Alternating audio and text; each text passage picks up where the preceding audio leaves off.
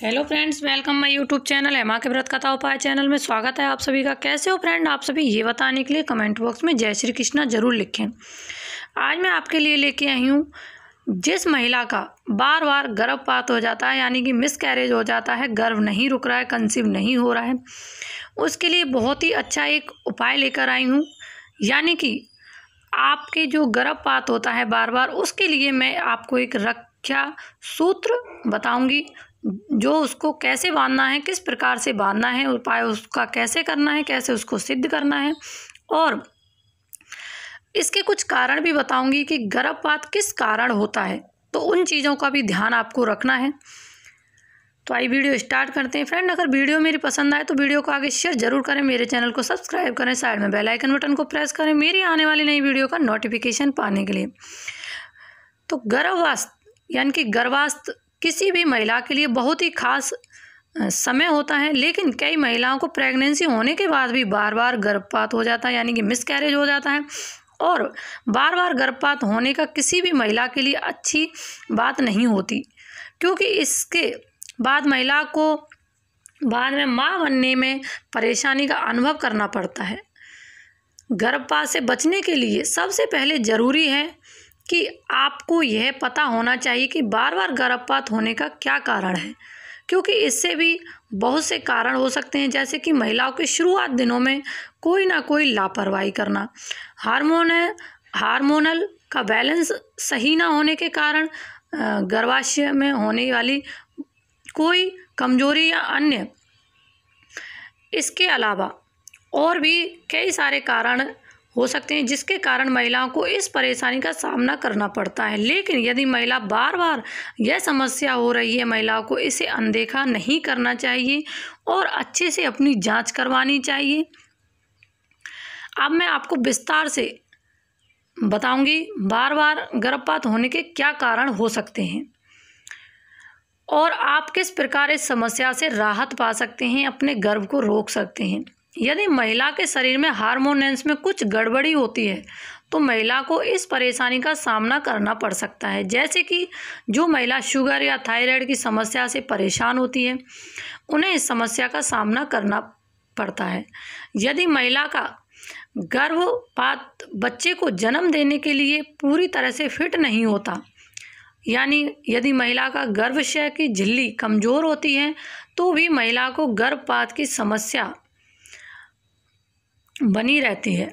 दिमाग रूप से तैयार न होने पर या किसी सदमे के कारण यदि महिला तनाव में होती है, तब भी महिला की प्रेगनेंसी में बुरा असर पड़ता है और ऐसी समस्या होने पर भी महिला के गर्भ गिरने के चांस पूरे होते हैं। पहले 3 महीनों में महिलाओं को ना तो अधिक भाग दौड़ करनी है, ना कहीं भी जाने से, यानी कि किसी यात्रा के बारे में सोचती हैं, जाना चाहती हैं, तो वहाँ से जाने से बचना चाहिए। ऐसा कोई काम नहीं करना चाहिए जिससे कि पेट पर दबाव पड़े, भारी काम नहीं करना चाहिए, उछल कूद नहीं करनी चाहिए। महिला को अधिक थकावट होने से भी यदि महिला ऐसा करती है, सारे काम ये मैंने बताए ये करती है, तब भी महिला का गर्भपात हो सकता है। बचने के लिए आपको क्या करना है, गर्भपात से जुड़ी इस परेशानी का सामना करना पड़ सकता है। कई बार महिला किसी रोग से परेशान हो या वजाइन में किसी तरह का इन्फेक्शन जो होता है, इसके कारण भी महिला का गर्भाशय यानी कि गर्भपात बार बार मिसकैरेज जो हो जाता है, गर्भ गिर जाता है, और इससे भी महिला का गर्भपात से जुड़ी इस समस्या से सामना करना पड़ता है। यदि महिला के पेट पर कोई चोट लगती है या पेट पर दबाव पड़ता है, तो जिसके कारण कई बार खून के धब्बे भी लग जाते हैं। ऐसा करने पर भी महिला के गर्भपात के चांस अधिक हो जाते हैं। कई बार महिला को इस बात की जानकारी भी नहीं होती कि प्रेगनेंसी में कैसे आहार का सेवन करना चाहिए और किन चीज़ों से परहेज करना चाहिए। यदि महिला किसी ऐसे आहार का सेवन करती है जिसमें विटामिन सी की अधिकता होती है, तो इसके कारण भी महिला को इस परेशानी का सामना करना पड़ता है। तो मैंने आपको ये बहुत सारी चीज़ें बताई हैं कि आपको बचना है। जब आपका गर्भ आपके प्रेग्नेंस हो, तो आपको प्रेगनेंसी के टाइम पर ना तो ज़्यादा उछल कूद करनी है, ना ज़्यादा मतलब वजन जो भार होता है वह ना किसी यात्रा पर कहीं जाना आना बंद कर देना चाहिए। 3 महीनों तक ये सब करना चाहिए और अच्छा आहार खाना चाहिए, ज़्यादा वजन नहीं उठाना चाहिए। इस प्रकार का ध्यान उनको रखना चाहिए।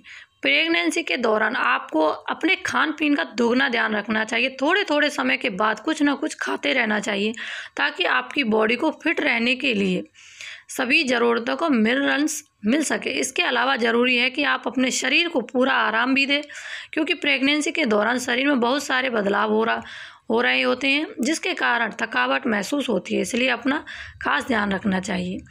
अब मैं आपको बताऊंगी इसका एक, जो कि आपको आपका गर्भ बार बार मिसकैरेज होता है, इसका मैंने कारण भी आपको बताया। और आपको जब आप प्रेग्नेंट होते हैं तो आपको ध्यान किस प्रकार रखना चाहिए अपने गर्भ को रोकने के लिए, यानी कि आपका जब गर्भ रुक जाता है, आप जब कंसीव हो जाता है, तो आपको ऐसा रक्षा सूत्र मैं आपको बताऊंगी जो कि आपको वह बांधना है। उसके बाद आपका कोई भी ऐसा काम नहीं होगा, आपका कोई भी मिसकैरेज नहीं होगा। तो फ्रेंड, क्या करना है आपको सोमवार के दिन, सोमवार से लेके आप शुक्रवार तक आप किसी भी दिन इसको कर सकते हैं। ये नहीं है कि आपको उसी दिन करना है। सोमवार से लेके शुक्रवार तक, शनिवार और इतवार को ये नहीं करना है। आपको किसी भी दिन एक दिन आप रख लें और उस दिन आपको नहा धोकर साफ सुथरे कपड़े पहने और अपने कहीं भी एक चौकी लगा लें या टेबल स्टूल जो भी है आपके यहाँ, उस पर आप कान्हा जी की फ़ोटो रखें। उसके बाद आपको एक घी का दीपक जलाना है। दीपक में आपको क्या डालना है? दीपक में आपको थोड़ा सा गुड़ डालना है, थोड़ा सा, और गाय के घी का दीपक अगर जलाओगे तो बहुत ही अच्छा रहेगा। उसको डालने के बाद आपको सर पे पीले कलर का कपड़ा अपना ढकना है। हस्बैंड वाइफ अगर दोनों साथ में हैं, मिलके कर रहे हैं, तो बहुत ही अच्छा बात है, बहुत ही अच्छा रहेगा। और आपको काली पटार लेनी है। काला जो धागा आता है वह आप ले सकते हैं, या लाल कलर का जो धागा आता है रेड कलर का, वो भी ले सकते हैं। इसको लेने के बाद गाय का घी का दीपक जलाएं। जब दीपक को आप रखेंगे तो उसके नीचे आपको थोड़े से चावल रखने हैं और थोड़ा सा कलावा रखना है। उसके बाद आपको दीपक रखना है, एक लोटे में आपको पानी रखना है। उसके बाद आपको हाथ में क्या लेना है? जो काला धागा मैंने आपको बताया है वह आपको अपने हाथ में लेना है और उस धागे में आपको 11 गांठें लगानी हैं।